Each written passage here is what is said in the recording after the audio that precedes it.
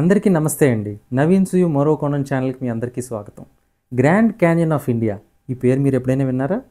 అది ఎక్కడో లేదండి, మన ఆంధ్రప్రదేశ్లో ఉన్న గండికోటే. నేను మొన్ననే వెళ్ళొచ్చాను. ప్రాచీనమైన కట్టడాలు, సహజ సిద్ధమైన లోయలు అలాంటివి ఇక్కడ చాలా ఉన్నాయి. మీకు చూడాలనిపిస్తుందా? అయితే పదండి ఒక వర్చువల్ టూర్ వేసి వద్దాం. గండికోట ప్రాంతానికే అసలైన ఆకర్షణ గండికోట లోయ. ప్రకృతి సహజంగా మలిచిన ఈ లోయని గ్రాండ్ క్యానియన్ ఆఫ్ ఇండియా అని కూడా పిలుస్తారు. ఇక్కడ సూర్యోదయం చూడడం కోసం ముందు రోజు రాత్రి వచ్చి స్టే చేసి మరీ చూస్తారు. టెంట్స్లో రాత్రంతా ఉండి చూడటానికి గండికోట ఫెస్టివల్ అని ప్రతి సంవత్సరం నిర్వహిస్తూ ఉంటారు. పెన్నా నది కొన్ని వేల సంవత్సరాలుగా ఈ గ్రానైట్ కొండల్ని కోసుకుంటూ ప్రవహించి ఈ ప్రాంతాన్ని ఒక అందమైన చిత్రంగా చెక్కింది. సైరా, మర్యాదరామన్ చిత్రాల్లో మనకి ఈ ప్రదేశం కనిపిస్తుంది. నేనైతే గండికోటకు వచ్చిన ఒక రోజులో 3 సార్లు ఈ ప్రదేశంకి వచ్చాను. ఎంతసేపు చూసినా నాకు తనివి తీరలేదు. ఈ లోయనైతే మీరు ఖచ్చితంగా తప్పకుండా మీ లైఫ్లో ఒక్కసారైనా చూడడానికి రండి. It's a natural beauty. ఇదే రాజుల కోట. ఈ కోటకి చాలా ప్రత్యేకతలు ఉన్నాయి. మొదటగా కోట ద్వారం చాలా పెద్దగా ఒక 20 అడుగులు ఉంటుంది. దాని తలుపులు 13 అడుగుల పొడవులో ఉంటాయి. ఈ తలుపుకి సూది మొనలు ఇనుముతో తయారు చేయబడి చాలా పటిష్టంగా ఉంటుంది. ఏనుగులతో తలుపులు తీయించేవారని చెప్పుకుంటారు. కోట 3 అంతస్తులు ఉంటుంది. పై అంతస్తులో సైనికులు కాపలా కాసేవారు. ఆ పై అంతస్తులో ఫిరంగులు ఉంచి పేల్చడానికి బాల్కనీలు కూడా ఉన్నాయి. అలాంటి బురుజులు 101 ఉన్నాయి. ఇలాంటి కొండపై కోటను పునాదులు లేకుండా నిర్మించడం చాలా కష్టం. అలాంటిది ఈ కోట 1200 మీటర్ల పొడవు, 800 మీటర్ల వెడల్పుతో కట్టారంటే దీని వెనక ఎంత కష్టం ఉందో మనం అర్థం చేసుకోవచ్చు. అలా కోట ప్రవేశం దాటి ముందుకు వెళ్తే ఒక చిన్న చార్మినార్ మనకి ఎదురుపడుతుంది. ఒకప్పుడు ఇక్కడ జైలు ఉండేది. దీన్ని వాచ్ టవర్ కింద వాడేవారు. ఇప్పుడు ఇందులో చాలా గూళ్ళు ఉండటం వల్ల అనేకమైన పావురాలు ఇందులో నివాసం ఉంటున్నాయి. దీన్ని పావురాల టవర్ అని కూడా అంటారు. ఈ ప్రాంతంలో ఇంకొక ప్రత్యేక ఆకర్షణ ఇక్కడి పురాతన దేవాలయాలు. ఒకప్పటి రాజులు, వారి యొక్క కళా పోషణ, వారి యొక్క దైవభక్తికి నిలువెత్తు నిదర్శనాలు ఇక్కడ దేవాలయాలు. ఇవి కూడా కోటంత పురాతనమైనవి. ముందు నుంచి చూస్తే కొన్ని వేల సంవత్సరాల చరిత్రకు సాక్షిగా ఇవి మనకిలా దర్శనమిస్తాయి.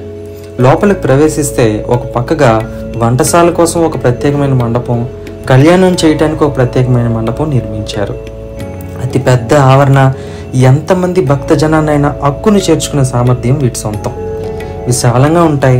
ఇక్కడ శిల్పాలు, వాటి నిర్మాణం కోసం మనం చూసేటట్లయితే ఒక రోజు కూడా సరిపోదు. ఇక్కడ దేవాలయ స్తంభాలు సింగిల్ స్టోన్ అంటే ఏకశిలతో ఏర్పాటు చేయబడ్డాయి. అంటే ఆ శిల్పాలు చెక్కేటప్పుడు ఏ ఒక్క తప్పు జరిగినా మొత్తం స్తంభం మళ్ళీ చెక్కాల్సిందే. ఇలాంటి చక్కనైన ఆలయాలు 1650 సంవత్సరం తర్వాత ధ్వంసం గావించబడ్డాయి.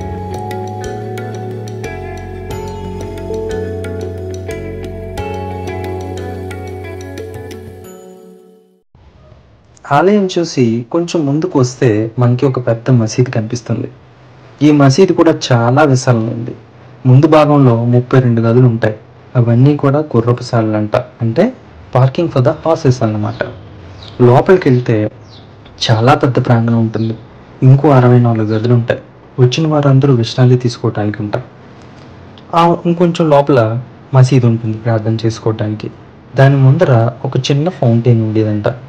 దాంట్లోకి నీరు ఇక్కడ భూమి కింద నుంచి వచ్చేటట్టు ఏర్పాటు చేసేవారని చెప్పుకుంటారు. ఇక్కడ సూర్యాస్తమయం చాలా బాగుంటుంది. మర్యాదరామన్ చిత్రంలో కొంత భాగం ఇక్కడ చిత్రీకరణ చేశారు. ఆ స్నిప్పెట్ని నేను డిస్క్రిప్షన్లో యాడ్ చేస్తాను, మీరు చూడండి. మసీదుకి కొంచెం ముందరకు వస్తే ఒక ప్రాచీనమైన కోనేరు మనకు కనిపిస్తుంది. మన రాజులు అప్పట్లోనే వాన నీరుని చాలా చక్కగా ఒడిసిపట్టేవారు. ఎక్కడెక్కడో పడిన వర్షపు నీరంతా వచ్చి కోనేటిలో పడేటట్టు చాలా చక్కగా ఏర్పాటు చేశారు. వీళ్ళ దగ్గర నుంచి మనం చాలా నేర్చుకోవాలి. 1650 సంవత్సరం తర్వాత ఈ కోనేరుని కత్తులు కడగడానికి వాడుకునేవారని చెప్తారు. అందుకే దీన్ని కత్తుల కోనేరు అని కూడా పిలుస్తారు. మసీదు పక్కనే మనకి ధాన్యాగారం కనిపిస్తుంది. ధాన్యాగారం అంటే తినే వస్తువులు స్టోర్ చేసుకునే గోడౌన్ అన్నమాట. కొన్ని వేల సంవత్సరాల క్రితం రాజులకి ఎంత ముందు చూపు ఉండేదో చూడండి. ఎటువంటి కరువు కాటకాలైనా తట్టుకొని నిలబడటానికని ఇంత పెద్ద ధాన్యాగారాన్ని కట్టించి అందులో ధాన్యం, జొన్నలు, కొర్రలు స్టోర్ చేసేవారు అనమాట. ఇది 3 అంతస్తుల్లో ఉండేదంట. అందులో వీటి గోడలు 6 అడుగుల మందంలో ఉండేవి, అంటే ఎటువంటి వాతావరణమైనా తట్టుకొని నిలబడటానికి. తర్వాత ఇంకొక చిన్న మాట, ఇప్పుడైతే మనకి వాటర్ ప్రూఫ్ పెయింట్స్ అవి ఉన్నాయి, కానీ ఒకప్పుడు సున్నము, నార, ఇసుక, బెల్లం ఇవన్నీ కలిపి నానబెట్టి దానికి పూసేవారు. అంటే దానిలో ఉన్న చికట ఏ వర్షం వచ్చినా ఏమీ కానీయకుండా కాపాడేదను. ఈ వీడియో కనుక మీకు నచ్చినట్లయితే లైక్, share and subscribe.